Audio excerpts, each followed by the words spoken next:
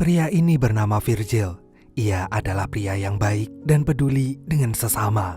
Siang ini dia harus pergi ke pertambangan yang jauh dari pemukiman warga. Di perjalanan dia menikmati pemandangan gurun yang sangat gersang sambil memakan roti. Tapi di depannya terlihat ada seorang ibu yang terus-menerus menatapnya.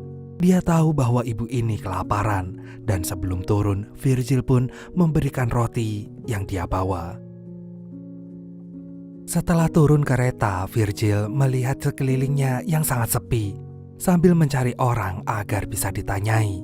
Akhirnya dia pun menemukan seorang bapak yang sedang nonton TV. Dengan sopan, Virgil menanyakan apakah dia melihat seseorang di sana. Karena Virgil sudah berjanji akan bertemu di tempat itu untuk pergi ke kamp pertambangan yang dia tuju. Berkali-kali Virgil pun bertanya, bapak itu tidak menjawab. Karena sedikit kesal, Virgil pun menanyakan letak toilet. Baru sang bapak mau menjawab. Do you have a bathroom? Die ist Richtung links. Saat membuka pintu toilet, Virgil heran tempat ini kumuh banget. Bahkan banyak lalat yang berterbangan. Dan daripada berak di celana, dia pun terpaksa untuk berak di toilet itu dulu. Belum lama dia jongkok, ada seorang pria yang memanggilnya dari arah luar. Ternyata dia adalah orang yang akan mengantarkan Virgil ke camp tersebut. Virgil buru-buru untuk cebok dan keluar.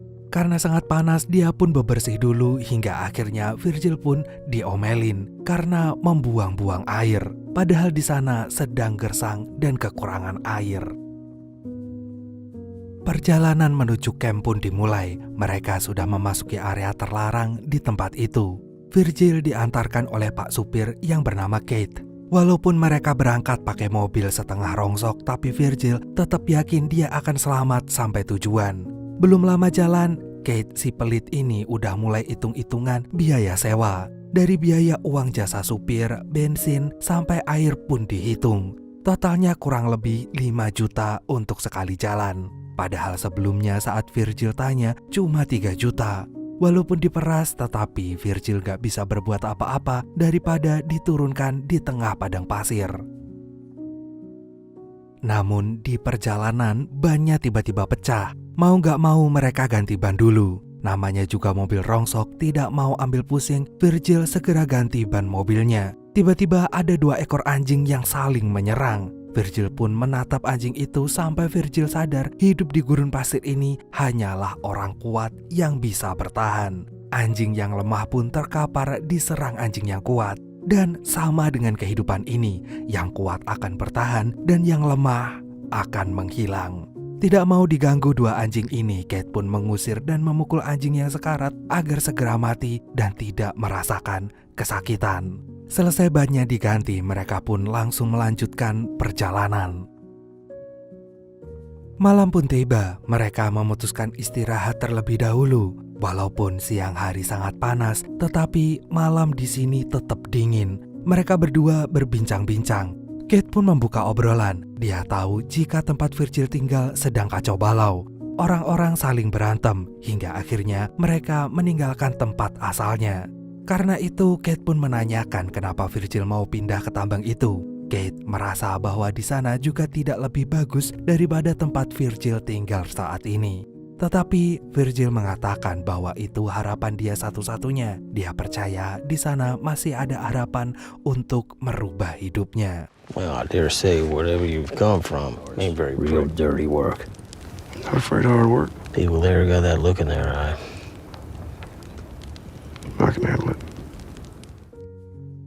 Pagi harinya mereka pun mulai melanjutkan perjalanan. Kali ini Virgil yang nyetir karena Kate masih tidur pulas. Sebelumnya Virgil sudah diperingatkan tidak diperbolehkan untuk menyalakan AC karena mobilnya akan rusak.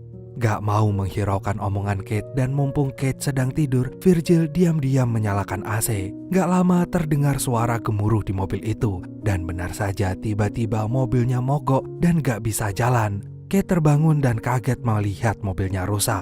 Dia buru-buru minta Virgil untuk menghentikan mobilnya.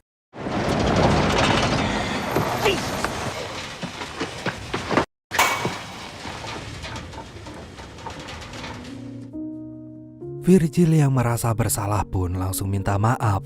Walaupun Kate sangat kesal, tetapi dia mau memaafkan Virgil karena berpikir kalau yang rusak paling cuma selangnya. Bingung dengan mobil yang gak bisa jalan, Virgil pun pergi ke arah pohon untuk kencing lebih dulu. Siapa tahu setelah kencing dia mendapatkan ide untuk memperbaiki mobil itu. Dia pun berjalan dengan menyeret kakinya yang sedang sakit. Dan selesai kencing, Virgil melihat sekitar. Dia menyadari ada yang aneh pada bongkahan batu di sampingnya. Dia pun mendekati batu itu, dan setelah dia pegang, dia sangat terkejut. Ternyata itu bukanlah batu, tapi bongkahan emas. Virgil pun langsung merasa bingung. Di dalam hatinya yang serakah, dia ingin memiliki emas itu sendirian, biar dia langsung jadi orang kaya. Tetapi di sisi lain dia juga membutuhkan Kate untuk mengangkut emas itu. Akhirnya Virgil pun memutuskan untuk memanggil Kate. Kate pun mendekat. Dia gak percaya dengan omongan Virgil karena dia mengira itu hanyalah tembikar. Untuk memastikannya, Kate pun membakar bongkahan emas itu dengan koreknya. Jika itu benar emas, pasti tidak akan hangus.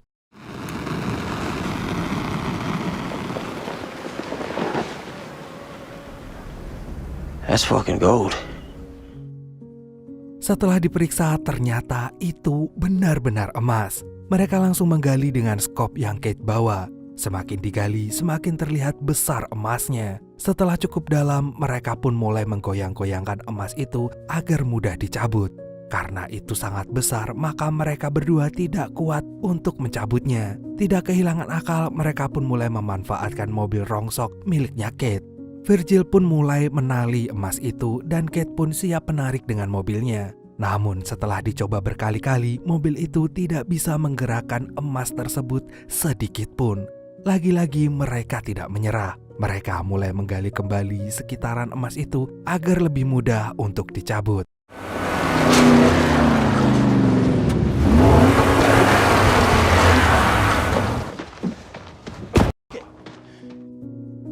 Saking asiknya mereka menggali emas, tanpa disadari hari pun mulai malam. Virgil dan Kate memutuskan untuk mencari kayu untuk membuat api unggun. Selain untuk pencahayaan dan menghangatkan tubuh, yang terpenting api ini akan menjauhkan mereka dari serangan anjing liar. Sambil istirahat, mereka pun ngobrol dan Kate sangat bahagia mendapatkan bongkahan emas itu. Mereka bersorak gembira untuk merayakan keberuntungan itu.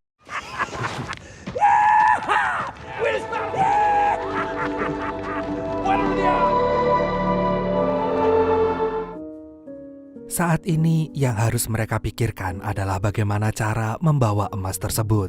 Kate pun memberikan ide untuk salah satu di antara mereka harus ada yang ke kota untuk mengambil eskavator agar emas bisa dipindahkan. Satu lagi harus tetap menjaga di sini agar emas tidak diambil oleh orang lain.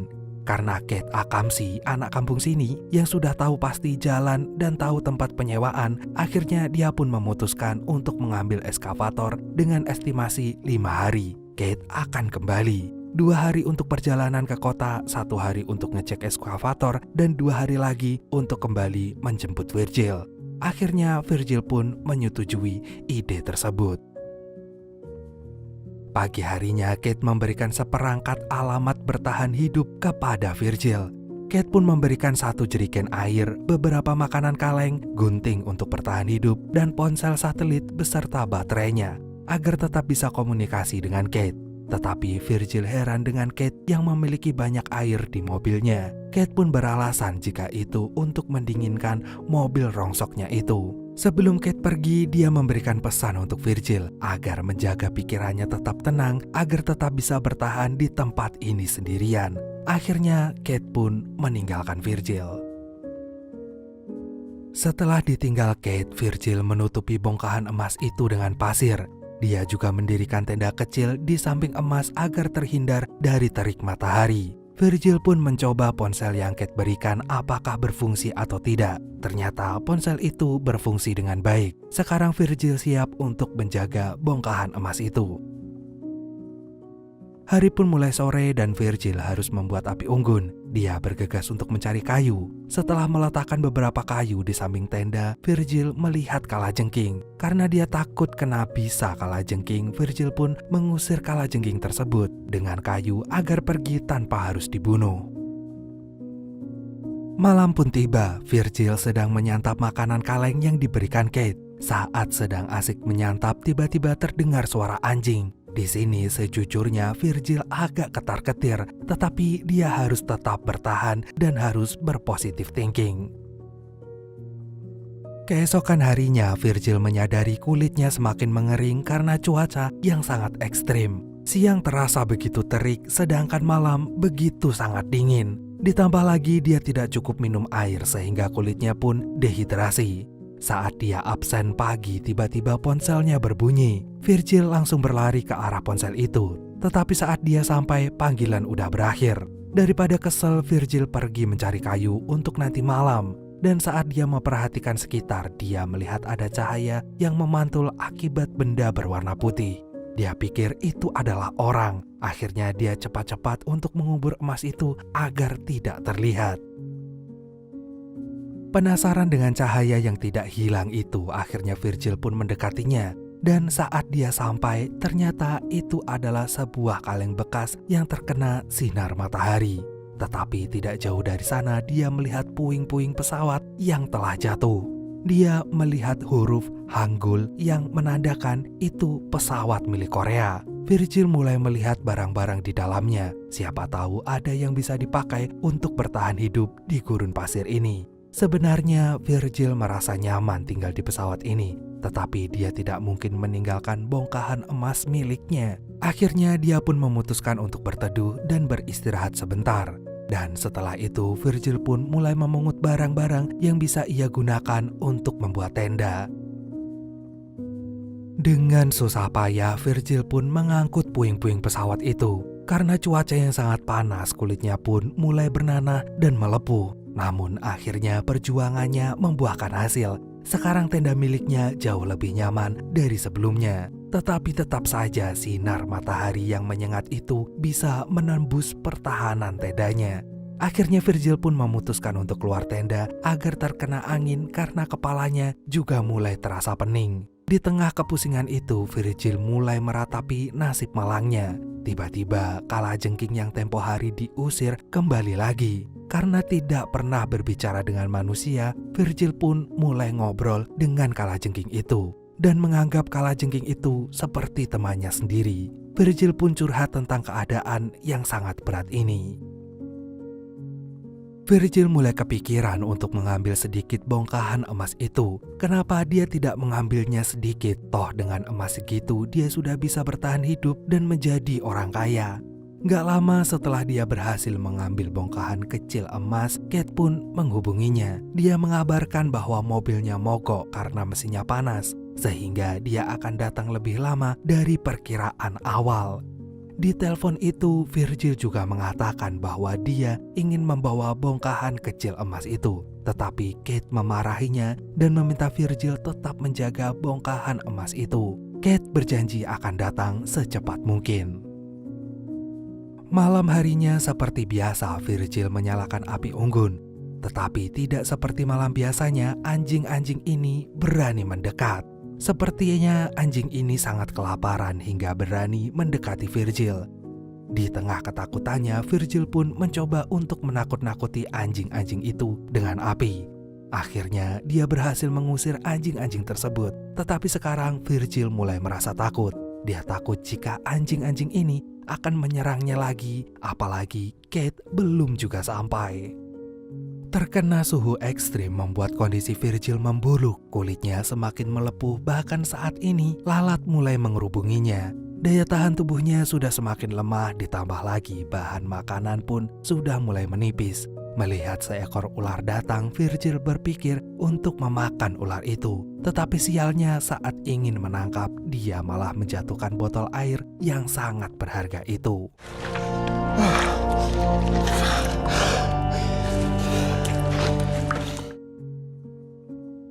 Saat Virgil sedang mengumpulkan puing-puing pesawat, ketakutan Virgil terjadi. Ya, ada manusia yang datang. Virgil pun langsung bersembunyi di dalam pesawat. Tetapi sayangnya perempuan itu sudah melihat Virgil dari kejauhan. Akhirnya dia menyuruh Virgil keluar dari persembunyiannya.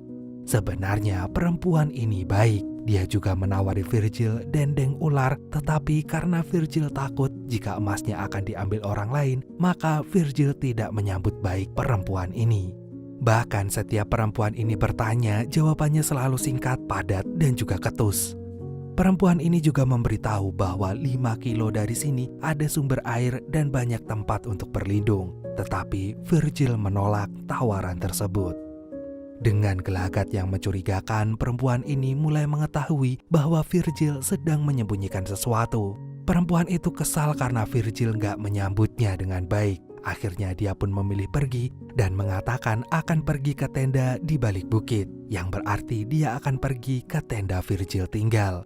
Karena takut ketahuan, dia pun mengejar perempuan itu dan meminta perempuan itu untuk mengambil pesawatnya aja, karena itu lebih nyaman. Virgil pun mulai bergegas kembali ke tendanya, tetapi perempuan ini tetap mengikutinya dan mencercanya dengan pertanyaan-pertanyaan yang membuat Virgil kelelahan untuk menjawab. The brain gets dehydrated out here. Hallucinations even. Just rest. Perempuan ini sangat penasaran dengan isi tenda Virgil. Dia pun akhirnya sampai ke tenda itu, dan Virgil yang sudah tidak bertenaga tetap mencoba untuk mengusir perempuan ini dan tidak mau berbagi tempat dengan dirinya. Perempuan ini pun berkeliling dan dia menyadari sesuatu. Dia mengatakan bahwa Virgil adalah orang yang tamak dan suka mengambil yang bukan miliknya. Karena terus mendengar perempuan ini menghinanya, Virgil pun emosi dan langsung menamparnya dengan sekop hingga perempuan itu tewas. Syok dengan apa yang dia lakukan, badan Virgil pun gemetaran. Takut orang lain akan mengetahui ini, akhirnya dia mulai menggali tanah untuk menguburkan perempuan ini. Karena Virgil lelah, dia hanya bisa membuat lubang yang tidak terlalu dalam. Sehingga bangkai perempuan itu pun tercium oleh anjing liar dan langsung dimakan anjing liar itu. Sedikit-sedikit badannya pun mulai digerogoti. Virgil yang dasarnya baik, dia sangat bersalah membunuh orang dengan sengaja hanya untuk menyelamatkan bongkahan emas miliknya. Akhirnya Virgil pun memutuskan untuk membakar perempuan itu agar jejaknya tidak terlihat. Pagi harinya Kate menghubungi Virgil dan mengabari kalau dia sudah mendapatkan eskavatornya. Karena eskavator sangat berat sehingga itu menghambat perjalanannya. Virgil sudah mulai merengek karena dia sudah gak kuat lagi hidup di tempat ini sendirian. Virgil ingin segera bisa membawa emasnya pergi. Seperti biasa, kegiatan rutin Virgil, dia harus mencari kayu setiap hari untuk membuat api unggun. Hari ini tiba-tiba badai pasir menyerangnya. Yang awalnya kecil tiba-tiba menjadi besar dan badai itu menggulung tubuhnya.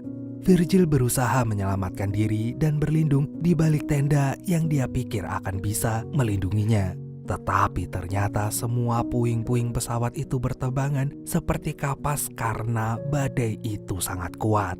Akhirnya Virgil pun memutuskan untuk berlari. Tetapi sayangnya pohon mati yang dijadikan tenda selama ini roboh dan salah satu rantingnya menancap di perutnya. Di tengah kesakitan itu, Virgil merangkak untuk memastikan emasnya tetap aman. Setelah melihat emasnya aman, dia pun merasa lega. Tak mungkin Virgil membiarkan ranting itu terus menancap. Dengan memberanikan diri, Virgil mencabut ranting pohon itu. Saat berhasil dicabut, dia langsung membuat api dan memanaskan besi untuk menambal lukanya. Karena sudah tidak memiliki air, Virgil pun memeras darah yang tertempel di bajunya dan dia pun meminumnya. Badannya udah gak kuat lagi. Akhirnya dia pun pingsan. Saat terbangun, dia melihat ada seorang perempuan yang mirip dengan perempuan sebelumnya yang dia bunuh. Perempuan itu mengarahkan panah ke tubuhnya. Alih-alih membunuh Virgil, perempuan itu memberikan air minumnya untuk menyelamatkan Virgil yang terkulai lemas. Virgil pun mengalami pendarahan hebat, dan di tengah sekaratnya itu Virgil mulai berhalusinasi. Dia melihat perempuan yang dia bunuh mendatanginya. Virgil ketakutan dan ngesot untuk memastikan emasnya masih ada. Namun tiba-tiba Kate menelpon. Virgil langsung memberitahu tentang perempuan yang ia temui. Bukannya mencemaskan keadaan Virgil, Kate emosi karena takut ada orang lain mengetahui bongkahan emas milik mereka. Kate pun meminta Virgil untuk menjalankan tugasnya dengan benar untuk menjaga emas itu. Dan saat sedang berbincang, tiba-tiba perempuan itu datang. Perempuan itu ternyata kakak dari perempuan yang Virgil bunuh.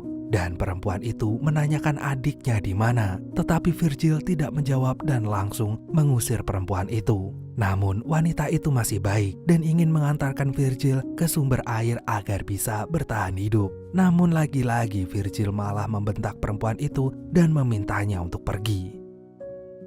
Tenaga Virgil pun semakin sedikit. Kate menghubunginya lagi untuk memastikan Virgil sudah mengusir perempuan itu atau belum. Virgil yang udah gak memiliki tenaga pun menanyakan keberadaan Kate dengan harapan dia segera bisa menolongnya.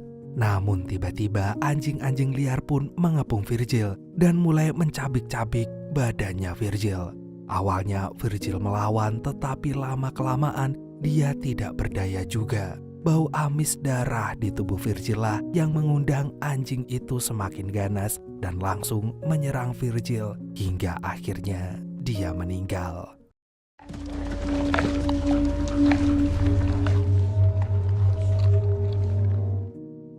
Sedangkan ternyata di tempat lain, Kate sedang memantau keadaan Virgil dari atas bukit. Ya, benar. Selama ini Kate sudah kembali sejak mengambil eskavator. Tetapi dia sengaja memantau Virgil dari atas bukit agar Virgil mati dengan sendirinya. Tindakan keji ini tidak lain dikarenakan keserakahan Kate yang menginginkan bongkahan emas itu untuk dirinya sendiri. Setelah memastikan Virgil sudah meninggal, Kate pun datang ke bongkahan emas itu dengan membawa eskavatornya. Tetapi ketika Kate mau mengeksekusi bongkahan emas itu, tiba-tiba ada panah yang langsung menancap di dadanya. Hingga akhirnya Kate pun tewas di tempat. Ternyata panah itu dari kakak perempuan yang Virgil bunuh. Pada akhirnya Virgil maupun Kate tidak ada yang mendapatkan bongkahan emas itu. Keserakahan mereka membuat mereka berdua tidak mendapatkan apa-apa. One more chance, I swear I'll try.